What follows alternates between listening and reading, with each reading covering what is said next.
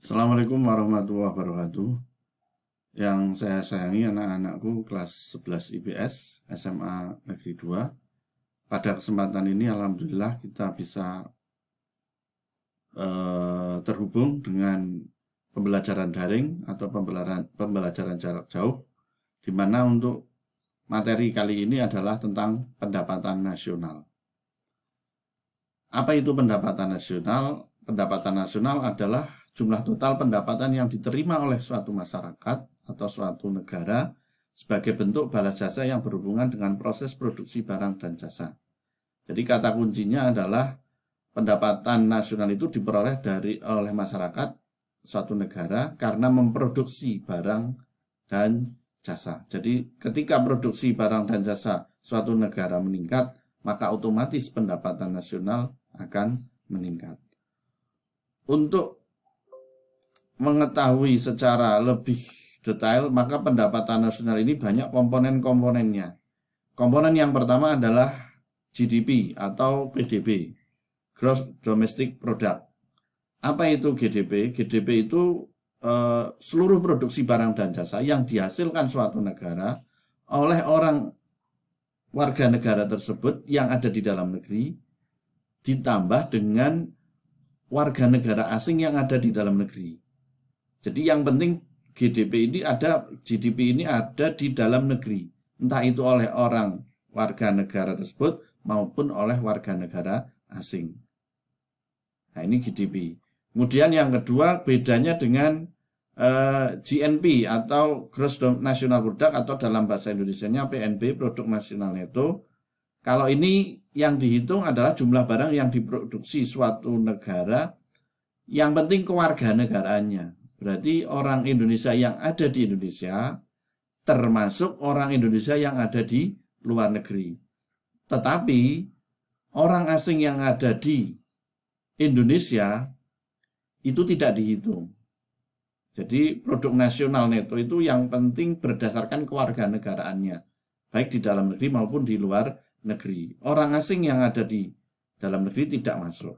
Kalau orang asing yang ada di dalam negeri itu masuknya tadi, yaitu GDP. Kemudian yang ketiga, komponen yang ketiga adalah NNP, Net National Product atau pendapatan nasional neto. Ini adalah seluruh produksi barang dan jasa yang dihasilkan suatu negara, ya, atau dari GNP tadi, yang penting orang Indonesia, baik Indonesia yang ada di Indonesia maupun yang ada di luar negeri, dikurangi dengan penyusutan, atau istilah lainnya adalah depresiasi. Penyusutan adalah berkurangnya atau susutnya nilai ekonomis suatu barang produksi atau barang modal. Kemudian NNI, Net National Income, ini diperoleh dari pendapatan nasional neto dikurangi dengan pajak tidak langsung. Pajak tidak langsung itu contohnya misalkan kalau di Indonesia itu ada pajak penjualan. Itu sebenarnya yang membayar konsumen, tetapi dikenakan pada penjualannya. Jadi seakan-akan yang membayar penjual, tapi sebenarnya yang membayar adalah pembeli. Kemudian ditambah subsidi. Jadi kalau ada subsidi, ini sifatnya menambah. Kemudian personal income ini diperoleh dari NNI tadi, ditambah dengan transfer payment. Transfer payment itu pembayaran pindahan, dikurangi dengan laba ditahan. Laba ditahan itu adalah laba perusahaan yang tidak dibagi kepada pemilik perusahaan atau pemegang saham dengan tujuan untuk menambah modal. Kemudian dikurangi lagi, jadi ini yang dalam kurung ini semuanya mengurangi. Pajak perseroan, ini PT biasanya punya pajak yang cukup besar, maka dia sifatnya mengurangi terhadap personal income. Kemudian dikurangi lagi, walaupun ini tandanya plus, tapi di sini adalah mengurangi semua asuransi dan jaminan sosial. Maka ketemu personal income atau pendapatan perseorangan, ya, yaitu pendapatan yang berhak diterima oleh seseorang sebagai bentuk balas jasa atas keikutsertaannya dalam proses produksi.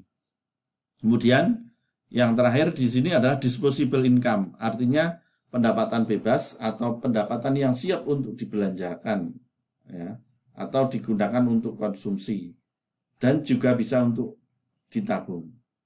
besarnya DI adalah pendapatan perseorangan atau PI tadi dikurangi dengan pajak langsung.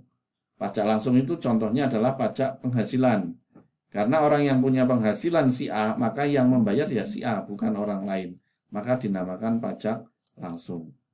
Nah, kalau kita lihat tadi rumus tadi dari GDP sampai DI, ini rumusnya seperti ini. Ya, rumusnya cukup panjang. Dari GDP untuk mencari GNP harus ditambah dengan pendapatan WNI di luar negeri dikurangi dengan pendapatan WNA di dalam negeri, maka ketemunya GNP. Dikurangi penyusutan, maka ketemunya Net National Product atau NNP. Dikurangi dengan pajak tidak langsung dan ditambah subsidi kalau ada, maka ketemunya Net National Income atau NNI ini. Kemudian akan dikurangi dengan 4 hal, yaitu 4 pos, yaitu laba ditahan, pajak perseorangan, pajak perseroan, asuransi, jaminan sosial. Ini semuanya mengurangi di sini. Kemudian ditambah dengan transfer payment, maka ketemunya PI atau personal income di sini. Kemudian dikurangi dengan pajak langsung, maka ketemunya disposable income. Nah, rumus yang panjang seperti ini sebenarnya Anda tidak usah menghafalkan, tapi cukup kita menggunakan cara yang sederhana saja. Caranya bagaimana? Ketika misalkan nanti ada sebuah soal mencari disposable income ini di bawah ini, maka kita ingat saja yang menambah. Yang menambah itu sebenarnya dari rumus panjang ini hanya tiga pos, yaitu pendapatan WNI di luar negeri. Kenapa ini menambah? Karena WNI di luar negeri kan pendapatannya akan masuk ke Indonesia, maka dia sifatnya menambah. Kemudian subsidi kan akan menambah juga terhadap net national income. Kemudian transfer payment. Jadi 3 hal ini aja yang diingat yang menambah. Pertama, pendapatan WNI di luar negeri. Kedua, subsidi. Dan yang ketiga, transfer payment. Setelah itu semuanya minus semuanya. Ini minus. Termasuk yang ini sebenarnya kan minus. Karena di sini untuk mengurangi di sini.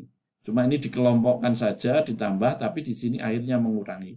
Jadi yang diingat 3 hal itu saja. Contoh, ini ada sebuah soal yang saya ambil dari soal ujian nasional beberapa tahun lalu. Ini ada soal yang cukup panjang seperti tadi.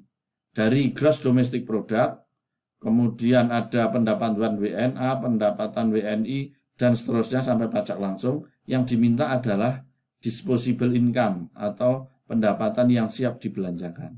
Caranya bagaimana? Caranya tadi, yaitu dengan mulai dari GDP ini paling atas yaitu 46.000. Kemudian yang menambah tadi 3. Yang pertama adalah pendapatan WNI di luar negeri, ini 900, ini menambah. Kemudian yang kedua subsidi, cuma subsidi di sini tidak ada, sehingga tidak usah dihitung. Kemudian yang menambah yang ketiga adalah transfer payment 500 ini. Nah, ini nambah.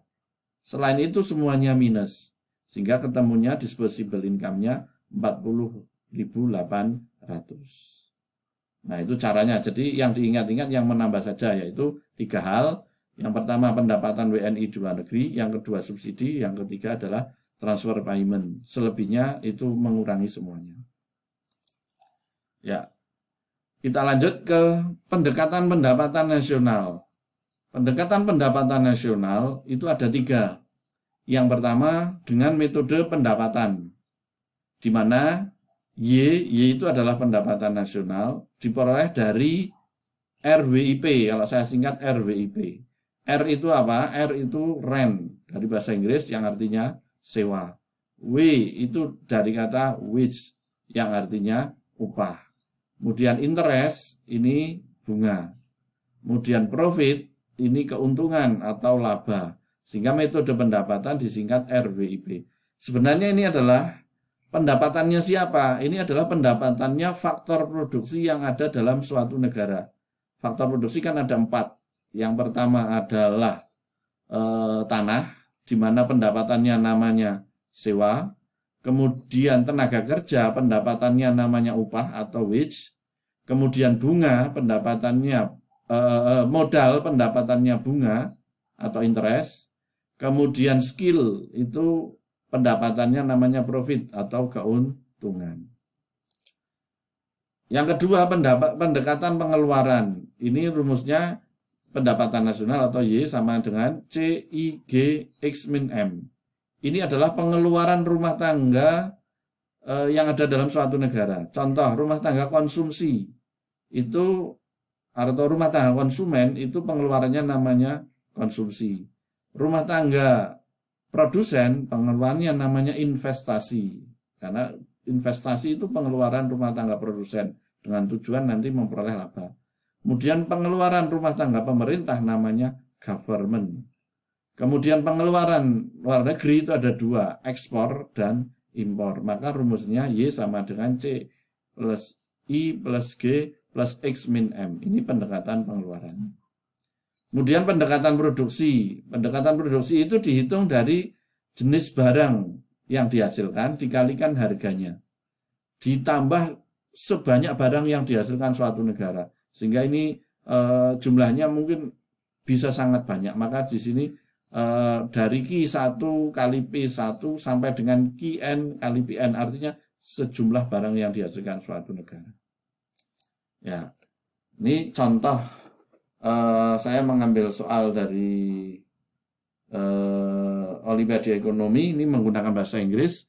Terjemahannya adalah kita disuruh menghitung calculation of nation income, pendapatan nasional dengan menggunakan data berikut ini di bawah ini. Nah, ini datanya, ini ada government expenditure, which society expenditure atau pengeluaran masyarakat, interest atau bunga, ekspor, ya, rent atau sewa, investment itu investasi, impor, sama profit atau laba.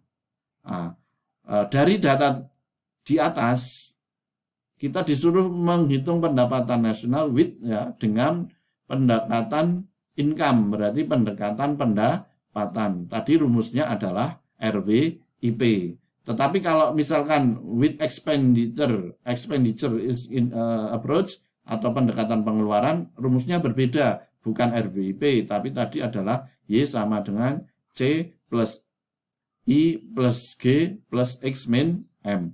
Tapi karena ini menggunakan pendekatan pendapatan, maka rumusnya R itu adalah sewa, ini 90.000 US dollar, kemudian wage atau upah yaitu 85.000 US dollar, kemudian I-nya di sini adalah interest, interest itu di bunga yaitu 75.200 US dollar, kemudian profit atau laba di sini adalah 90.800 US dollar.